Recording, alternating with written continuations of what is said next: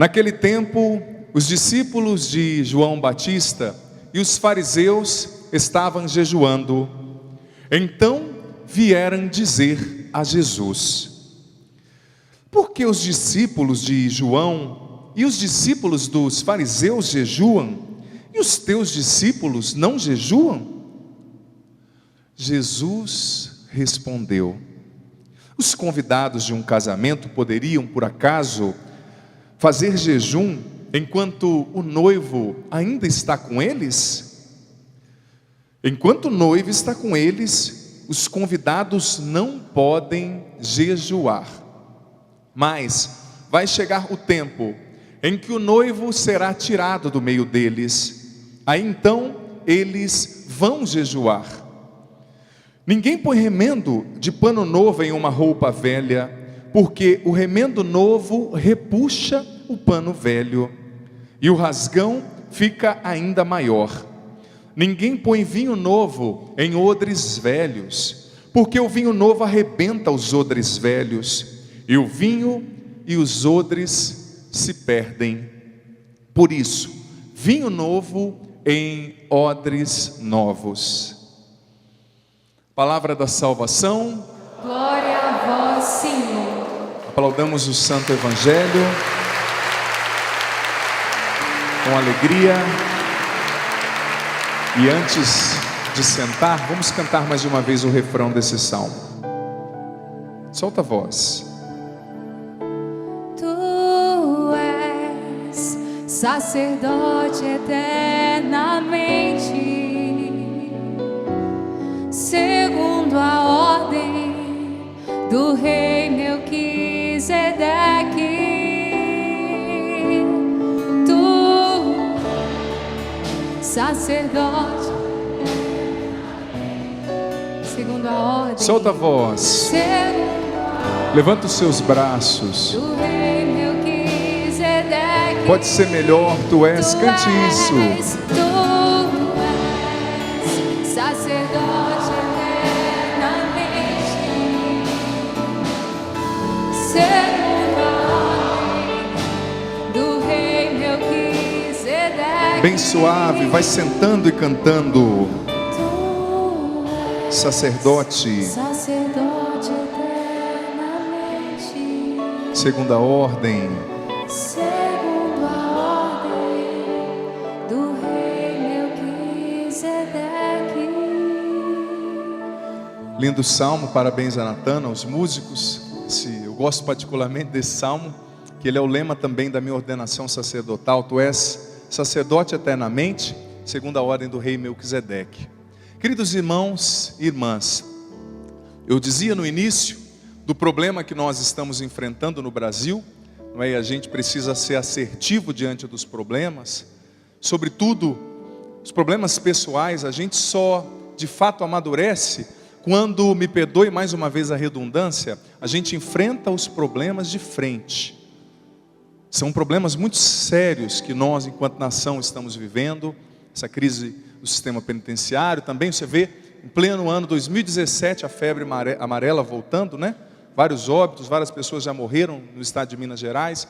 Muitas situações diante das quais a gente precisa rezar, e também diante das quais essa é a hora de você lembrar da pessoa que você votou. Você mandar uma mensagem, um e-mail, o Twitter, o Instagram, sobretudo quem está no legislativo, né, os deputados, ou quem é do seu estado e pode fazer alguma coisa, e cobrar essa pessoa. E cobrar, claro, com gentileza. Eu acredito que a gentileza cabe em todo lugar, sem ser baixo, sem agir com violência verbal. Mas é hora de cobrar, gente. É hora de cobrar e de enfrentar esses problemas. O Brasil precisa enfrentar esses problemas. São coisas que estão acontecendo. Pessoas morrendo e tantas outras coisas. Cadeias que cabem 600 pessoas, com 1.200 pessoas, 1.100. Claro que vai dar problema, não é? Enfim, muitas situações, mas eu não quero falar somente de coisa ruim, não, né? Plena uma segunda-feira à tarde, esse calor bendito que todo mundo está sentindo. Quem sabe você pegou aquele metrô vazio para chegar aqui, né? Você que é de São Paulo, né? O pessoal, quando eu vou para o Paraná, eu estava de férias lá, o pessoal gosta de ouvir a história do metrô, né? Que a primeira vez, eu contei já várias vezes aqui, a primeira vez que eu fui para a Zona Leste, às 6 da tarde, peguei o metrô da linha vermelha, né? tive que esperar 9 metrôs para conseguir entrar. Aí no 10º eu fui arrastado. Fui no embalo, eu nem vi que eu estava indo. Pô, foi indo e foi me arrastando, né? E eu consegui respirar ainda, porque eu tenho 1,94 m, por cima eu conseguia respirar tranquilamente. Pode ser que você chegou assim hoje. Você sabia que Jesus hoje está fazendo, a gente não percebeu não, mas Jesus hoje, Ele está falando de um tipo de gente que tem em todo lugar. Eu tenho certeza que se você não for uma pessoa assim, tomara que não, você tem um amigo assim. Responda com sinceridade. Quem aqui nessa igreja não tiver o que eu vou falar, atire a primeira pedra. Quem aqui não tem um amigo sem noção? Levanta a mão. Tem sim, que eu sei. Ó, eu tenho vários. Eu já tive amigo que já quis enxugar gelo. Eu já tive amigo que quis subir o muro de bicicleta. Isso na adolescência, claro. Depois que ele quebrou o braço, ele entendeu que algumas leis não dá para desafiar, como a gravidade, por exemplo, né? Eu já tive amigo, um amigo, não posso nem falar o nome, que hoje o bendito é padre, mas que ele corria, fazia aquele Cooper de 45 minutos, vai correndo, acabava o Cooper, passava na sorveteria, pegava um sorvete desse tamanho, cheio de cobertura, de doce, aquele caramelo, falava, meu amigo, o que adiantou a sua corrida? A gente brincava que ele tinha engano próprio profundo, a gente até brincava. Mas você tem ou não tem um amigo sem noção? Sim ou não? Tem muita gente sem noção por aí, viu gente? Sem noção. Eu acredito que Jesus, ele é tão bom, que ele lembra até do sem noção. E como tem gente sem noção? Esses dias eu fui num lugar com uma pessoa, colocou a mão numa tomada desencapada e estava bravo porque tinha tomado um choque. Eu falei, o que você queria ter encontrado ali? Um chocolate da Nestlé? Você coloca a mão no negócio, vai tomar choque, claro, né? Eu já conheci pessoas tão sem noção, que num calor de 38 graus foi correr na hora do almoço e depois passou mal, eu não sabia por quê. Jesus está falando com as pessoas sem noção. Porque o que está acontecendo no evangelho de hoje, meus irmãos e minhas irmãs? Em primeiro lugar, Jesus está falando de que tipo de festa? Cri, cri, cri. Fala, eu estou perguntando. Velório? Casamento, então fala, pelo amor de Deus. Jesus está falando de um casamento. E quem aqui não gosta de ir em casamento? As mulheres esticam cabelos, aquele vestido que nunca usou, aquele salto de 17,5 centímetros, né? Os homens rapam aqui do lado e puxam o cabelo para cima, assim com um monte de gel, pasta, aquela pasta dura que pode vir um temporal que o cabelo não sai do lugar. Todo mundo gosta de casamento. E na época de Jesus, diga-se de passagem, era muito pior, eles gostavam muito mais. Por quê? Porque naquela época, gente, os casamentos tinham 7 dias e 7 noites. Imagina, 7 dias. Tem gente que já está pensando assim, nossa padre, 7 dias de boca livre. Tem gente que já está querendo mudar para Israel, né? Só que hoje em dia não é mais assim, tá? Foi na época de Jesus. Por quê? Porque a cultura judaica se celebra muito a núpcia, a união matrimonial, tanto que a própria Sagrada Escritura, sobretudo em alguns livros do Antigo Testamento, o livro do Apocalipse, o último livro na ordem da Bíblia atual, né? O último livro da Bíblia, fala do encontro de Deus com a humanidade como o encontro do esposo com a sua noiva, que é a igreja que está esperando o Senhor. Quantas vezes a imagem das núpcias é apresentada na Sagrada Escritura como uma imagem da união divina humana? E eles estavam num casamento, e casamento era 7 dias de festa, viu? E era música boa, não era esse funkzinho de hoje em dia que se ouve por aí, não. Era aquela musicão, e comiam, dançavam, com todo respeito a quem gosta, claro, dançavam e curtiam, e viviam aquela festa. De repente, eles dizem para Jesus, Jesus, por que os seus discípulos não jejuam, né? Sempre tem aquelas pessoas que são extremamente rigorosas consigo mesmo, às vezes porque no fundo tem até um complexo de autopunição inconsciente, tem uma necessidade de se punir e acha que todo mundo tem que andar naquela restrição, né? É o outro sem noção, que quer ensinar o padre a rezar a missa, como diz o ditado. Vira e mexe, eu recebo uma mensagem de um outro sem noção. Por que você não está fazendo isso? Dá vontade de falar, conversa com a minha mão, me erra, não é? Sem noção, mas tem em todo lugar. Aquele rigorismo. Por que os seus discípulos não estão jejuando, Jesus? Jesus usou a imagem do casamento para dizer, olha, se você está no meio de uma festa, o noivo está ali, você vai jejuar no meio de uma festa? Com aquele banquete posto? Não. Você tem que saber entender o momento que você está vivendo. Jesus está falando do sem noção, aquele que quer jejuar na hora do casamento. Mas mais do que isso, gente, Jesus está nos falando algo muito importante. Ele está falando de odre. Hoje em dia para nós é difícil entender, porque hoje nós já temos jarra, temos copo, temos garrafa. Mas o odre era um compartimento de pele ou de couro, com um formato, é até difícil de descrever, um formato como daquelas moringas antigas, quem conhece moringa, que era colocado geralmente aqui do lado, ou eles às vezes deixavam num lugar específico, dentro da pedra ou na terra, para gelar, para fermentar o vinho. E Jesus está dizendo, olha, não coloca vinho novo no odre velho que ele arrebenta, não coloca vinho velho no odre novo. É preciso, para você receber o vinho novo, você precisa se abrir para a novidade, você precisa se tornar uma pessoa nova. Nessa citação, alguns padres da igreja, por exemplo, Santo Inácio de Antioquia, lá no início da tradição cristã, dizia que Jesus estava falando da nova religião que começava nele, da salvação que se inaugurava nele. Lógico, ele não desprezou a antiga aliança, mas ele veio trazer uma nova aliança de salvação, de vida nova para as pessoas. Mas mais do que isso, nesse evangelho, meu irmão, minha irmã, Jesus está condenando a insensatez. Porque o que é no fundo, uma pessoa sem noção? É um insensato. O que é insensato? A palavra insensato vem do latim, insensatus. Quando tem o prefixo in, quer dizer que está negando o que vem depois. Insensatos, uma pessoa que não tem sensatez, que não tem, literalmente a tradução poderia ser, uma pessoa que não consegue perceber as coisas. Você já percebeu que tem pessoas que às vezes têm coisas na frente do nariz e não consegue perceber? Não consegue fazer a leitura do que Deus está fazendo na própria vida, não consegue fazer a leitura do que os fatos estão lhe dizendo, porque, meu irmão e minha irmã, nada nos fala tanto do que a realidade, mais do que a realidade. Às vezes Deus está te dizendo, está me dizendo, está nos dizendo, olha, você precisa ter sensatez, você precisa perceber. O que é ter sensatez? É ter uma percepção aguçada da realidade. O que Deus está falando para mim e para você? Filho, filha, nós estamos no começo de 2017. Será que Deus não está falando para mim e para você através dos fatos que estão acontecendo na nossa vida?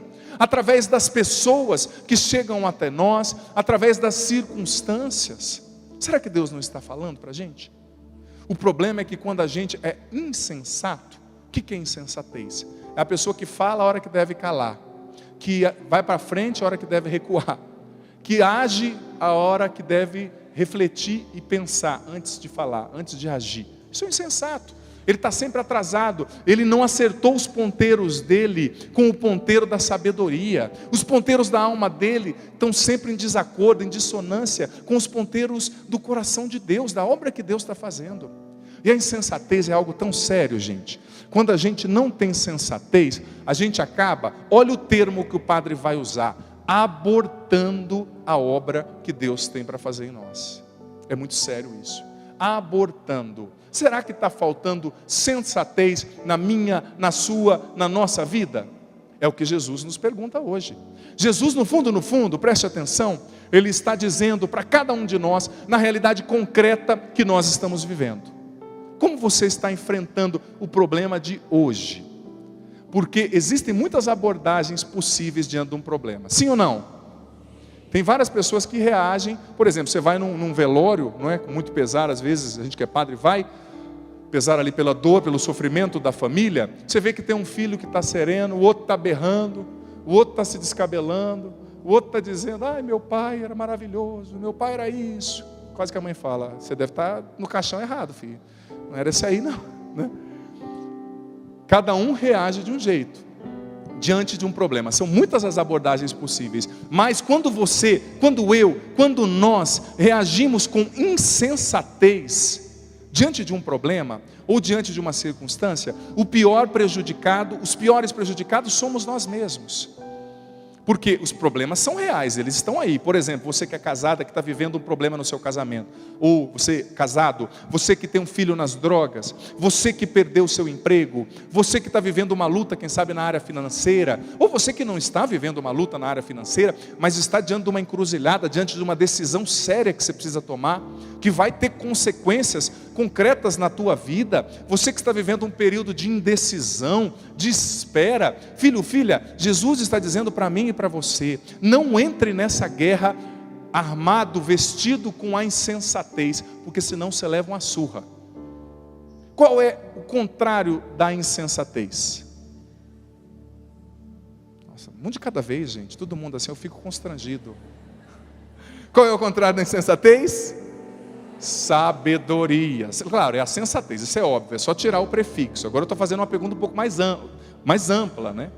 O contrário da insensatez é sabedoria. A Bíblia fala, sobretudo o livro dos Provérbios, o insensato e o sábio, são paralelos que a Bíblia vai apresentando. Em vários livros, sobretudo os livros sapienciais, o Provérbios, o Eclesiástico, o Eclesiastes. Sabedoria. Então, o insensato, em primeiro lugar, uma característica do insensato: o insensato se deixa dominar pela ansiedade. Ele reflete demais, reflete de menos e age demais. Ou, muitas vezes, o insensato se torna refém do conformismo. Ele reflete demais e age de menos, porque são dois problemas: você agir demais sem pensar e você pensar demais sem agir. Dois extremos que precisam ser combatidos, frutos da insensatez. Você já percebeu aquela pessoa que está sempre pensando? Ai, padre, eu deveria fazer isso. Ai, padre, que nem o rapazinho, né, que está namorando, eu deveria chegar naquela menininha, eu gosto tanto dela, o adolescente, a hora que vê, fica demorando, aí vem outro, namora, aí ele fica triste. Toma iniciativa, rapaz. Às vezes você precisa pensar, refletir um pouco, recuar, e às vezes você precisa agir. E o que vai te dar o termômetro para diferenciar uma coisa da outra? A sabedoria. A sabedoria, que é o contrário da insensatez. A sabedoria nos ensina a, de fato, fazer esse discernimento a que Jesus está nos convidando no Evangelho. Que momento eu estou vivendo? O que eu preciso fazer agora? Qual é o passo que eu preciso dar? Indo para frente ou indo para trás? O que eu preciso fazer? É a sabedoria.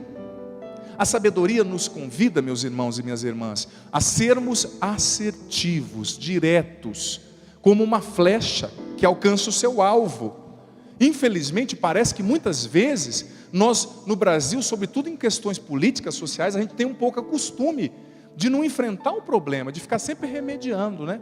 Aí está uma crise que mata mais de 200 presos, aí vamos criar uma comissão. Não tem que criar uma comissão. Em primeiro lugar, vai até rimar, não tem que criar uma comissão, tem que investir em educação, porque quem deixa de construir escola tem que construir presídio depois. Se construísse mais escola, não tinha tanto presídio assim, não precisaria de tanto presídio. Mas infelizmente, as pessoas vão vivendo de qualquer jeito, é a cultura do fácil, é a cultura da festa, só festa. A festa é importante, mas não é só festa. Cadê a educação do nosso Brasil? Gente, eu tenho a plena consciência que só existe dois caminhos para salvar o nosso país. O primeiro é a fé e o segundo é a educação. Não existe, os penitenciários vão diminuir quando as escolas aumentarem e tiverem mais qualidade. Quando as pessoas lerem mais, buscarem mais cultura, quando as pessoas buscarem de fato viver uma fé coerente com aquilo que acreditam, com aquilo que Jesus ensina, com aquilo que é próprio da sua crença. Mas enfim, a gente vai procurando atalho. O insensato procura atalho, o sábio enfrenta o problema. A insensatez te leva a ficar rodeando. É que nem o problema, com todo respeito, mas esses dias eu ouvi um especialista dizendo que no Brasil a gente fica gastando dinheiro para criar vacina, o que é muito louvável. Vacina para chikungunya, vacina para tantas coisas. Esse especialista da área dizia que não adianta criar vacina, tem que resolver o problema sanitário, tem que dar saneamento básico, tem que criar esgoto onde não tem. É isso que vai resolver, mas parece que a gente está sempre andando em ciclo, né? Rodeando o problema, rodeando. Tem um problema no asfalto tremendo, aí vai lá, na época de eleição, com uma colherzinha cheia de cal e joga lá no buraco, né, no asfalto. Pelo amor de Deus, não vai resolver. Não vai resolver. É preciso, o contrário da insensatez é a sabedoria. E a sabedoria te ensina, por pior que seja o problema, a enfrentar esse problema. Ninguém derruba um touro se não tem a coragem de catar no chifre dele de vez em quando e falar: meu amigo, vamos deitar, nem que deite nós dois, mas eu vou te derrubar. Enfrentar o problema. Que problema hoje está diante de você, diante de mim? Pode ser um problema real objetivo, ou pode ser um problema interno, uma depressão, uma baixa estima, uma ferida emocional com a qual você não sabe lidar, um medo do futuro, uma ansiedade, uma depressão, como eu disse, uma insegurança, um sentimento de menos-valia. O problema pode ser interno ou externo, mas como você e eu estamos lidando com isso? Que recursos nós estamos utilizando? Nós estamos enfrentando o problema, ou nós estamos andando em círculos? Nós estamos fugindo? Sabedoria, Jesus está dizendo. Presta atenção no movimento que a vida faz a você. Presta atenção no movimento.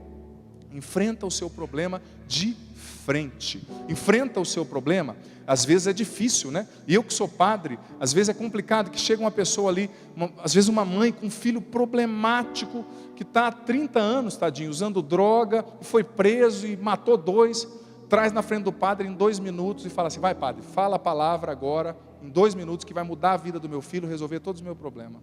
Aí eu olho para o lado, olho para o outro, e falo: meu Deus, eu não tenho essa palavra. O problema não resolve com atalho, você tem que enfrentar. Não tem como você, né? Claro, eu vou tentar fazer o meu melhor, mas é difícil às vezes, a gente que é padre. Você chega às vezes num velório, parece que todo mundo para e fala assim: ai, chegou agora quem vai nos explicar o que aconteceu. Eu não tenho essa explicação. Eu achava que quando eu me tornasse padre eu ia ser o homem das respostas, mas eu percebi que eu me tornei o homem das perguntas. Eu também tenho muitas perguntas, eu também convivo com o mistério, eu também não entendo tudo, eu também sou obrigado e convidado a confiar em Deus mesmo quando eu não entendo, caminhando sobre as águas. Essa é a vida da fé. Às vezes as pessoas me perguntam: padre, por que aconteceu isso? Eu falo: eu não sei. O que eu sei é que Deus ainda nos ama, que Deus cuida de nós, que Ele sempre vai nos amar, e que lá na frente a gente vai entender que é preciso caminhar na fé, fugindo da insensatez e agindo com sabedoria. Qual problema você precisa enfrentar hoje? Você precisa enfrentar.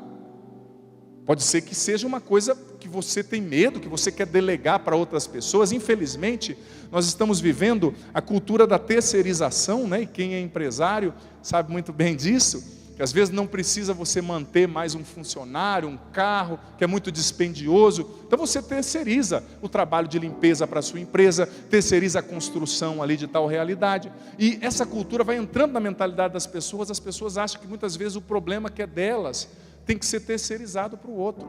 Olha, a fé vai te ajudar, o padre vai te ajudar, o pastor vai te ajudar, mas o problema que é seu, você precisa resolver. Você precisa enfrentar, sem ficar arranjando culpados, sem se fazer de vítima, de coitadinho. Não, você tem um Deus que te ama, que está com você, e com Ele você pode ir mais longe, com Ele você pode superar, sim, mas é preciso enfrentar com sabedoria, sem insensatez. Como eu disse, o insensato é ansioso, o insensato é impulsivo, o insensato ele não enfrenta, ele rodeia. Pode ser que esse problema seja o teu filho. Ao invés de chegar na tua casa e ficar reclamando para o teu filho, para a tua esposa, dos defeitos do seu filho, senta com ele para conversar. Eu sei que é difícil, filha, com todo respeito eu digo a sua dor, não estou aqui dando receita pronta para um bolo que é teu, com todo carinho eu digo, mas será que não está na hora de você conversar? Ai padre, meu marido me desaponta dele tanto, você já sentou para conversar com ele? Não, então como é que você quer que eu converse se você não conversou? Primeira coisa que eu pergunto, que eu falo para um casal, às vezes que vem buscar ajuda, com todo carinho, senta, conversa, resolve. Ai padre, eu queria tanto um rumo melhor para a minha vida. Então tem atitudes diferentes, tem atitudes novas. Tanta gente me fala: padre Adriano, eu queria tanto ter uma profissão melhor, eu queria tanto ganhar mais.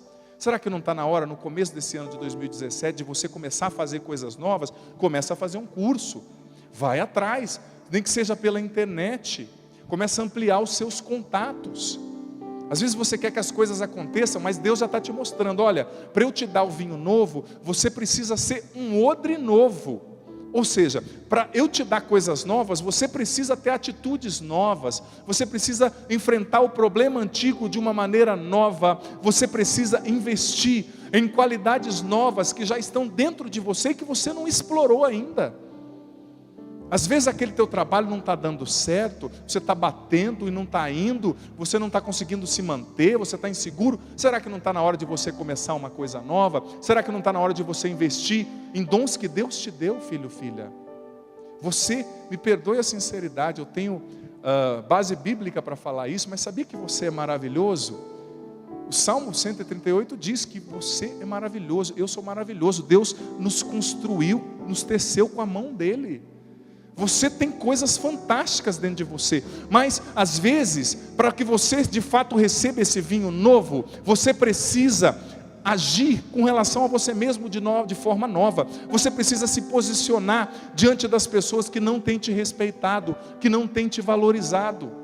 Quem sabe você está num relacionamento tóxico que está te fazendo tão mal. Quem sabe você precisa sair dessa missa hoje e chamar o teu namorado, o teu noivo, a tua esposa para conversar e dizer: meu amor, o jeito que você está falando comigo está me fazendo mal. Meu amor, esse jeito que você está me tratando não está me construindo, isso está me machucando. Está na hora de você tomar uma postura, de eu tomar uma postura, porque Deus vai derramar esse vinho novo, filho, filha, se nós nos tornarmos essas pessoas novas, essas pessoas que enfrentam o problema, que falam o que precisa ser dito, que resolve. Porque o problema que você não resolve hoje, pode ter certeza, que ele volta amanhã. E volta com 3 cabeças, viu? Volta muito maior, te perseguindo. Amém? Diga para quem está do seu lado assim: meu irmão, com todo respeito, mas eu preciso te dizer uma coisa. Deus te fez maravilhoso. Mas diga convincente. Tem gente que convincentemente. Tem gente que fala assim: Deus te fez maravilhoso. Não. Diga para essa pessoa: ele tem, olha aqui para mim. Espera aí. Momento cura da autoestima. E não é mentira, isso é bíblico. Você vai dizer: meu irmão, diga para ele assim: meu amigo, meu irmão, você não é pouca coisa não. Diga para ele: Deus te fez maravilhoso. Deus colocou muita coisa boa dentro de você. Que coisa maravilhosa. Vamos aplaudir o Senhor por isso. Nosso Deus maravilhoso.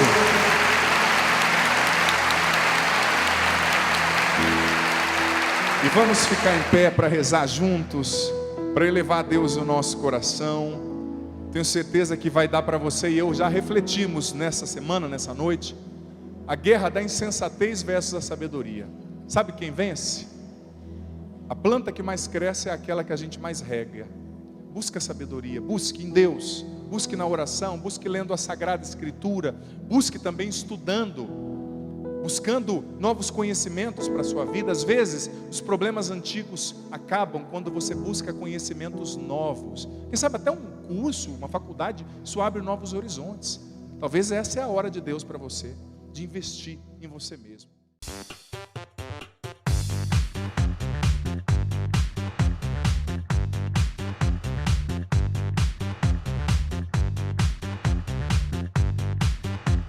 CançãoNovaPlay.com. Assine já!